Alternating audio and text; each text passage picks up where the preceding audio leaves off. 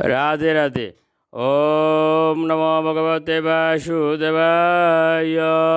ওম নমো ভগবতে বাসুদেবায়। ওম নমো ভগবতে বাসুদেবায়। শ্রীমদ্ ভাগবত তৃতীয় স্কন্দ স্থানম সৃষ্টি স্থিতি ষড়বিংশতি অধ্যায় জরা প্রকৃতির মৌলিক তত্ত্ব। শ্লোক ৫৩। নির্বিভেদ বিরাজস্ত গ্রুমস্মশ্রাদয়স্তত তত ঔষধয়শ্চাসন শিষ্ণ নির্বিবিধে তত। অনুবাদ: তারপর ভগবানের বিরাট পুরুষ বিশ্বরূপ তার ত্বক প্রকাশ করেন এবং তারপর তার রূপ, দাড়ি এবং গুল্প প্রকাশিত হয়। তারপর সমস্ত ঔষধি প্রকট হয় এবং তারপর তার জননেন্দ্রিয় প্রকাশিত হয়। শ্লোক ৫৭।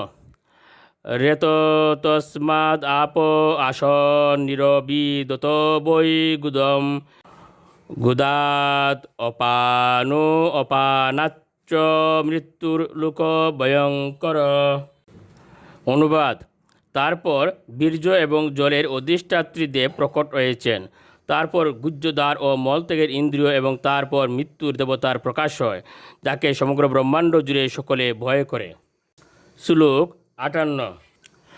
অস্তৌ চ নিরবিদেতাম বলম তাবাম তত সরাট পাদৌ চ নিরবিদেতাম গতিস্তাবাম তত হ্রিহ। অনুবাদ: তারপর ভগবানের বিরাট রূপে দুটি হাত প্রকাশিত হয়েছিল এবং সেই সঙ্গে বস্তু ধরার এবং ফেলার ক্ষমতার উদয় হয়েছিল এবং তারপর ইন্দ্রদেবের আবির্ভাব হয়েছিল।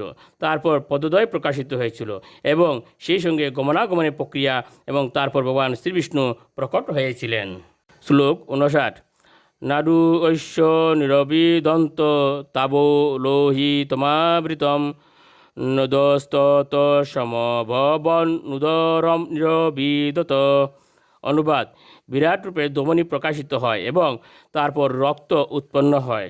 তারপর নদীসমূহের ধমনীর অধিষ্ঠাত্রী দেব এবং তারপর উদর প্রকাশিত হয়। শ্লোক ৬০। সুত পিপাসে ততোষে তাম সমুদ্রস্তে তয়ুরভূত অতাইশ্য হৃদয়ম ভিন্নম হৃদয়াত্মন উতিতম। অনুবাদ: তারপর ক্ষুধা এবং পিপাসার অনুভূতির উদয় হয়েছিল এবং তারপর সমুদ্রের প্রকাশ হয়েছিল। তারপর হৃদয় প্রকট হয় এবং হৃদয় থেকে মন প্রকাশিত হয়। রাধে রাধে।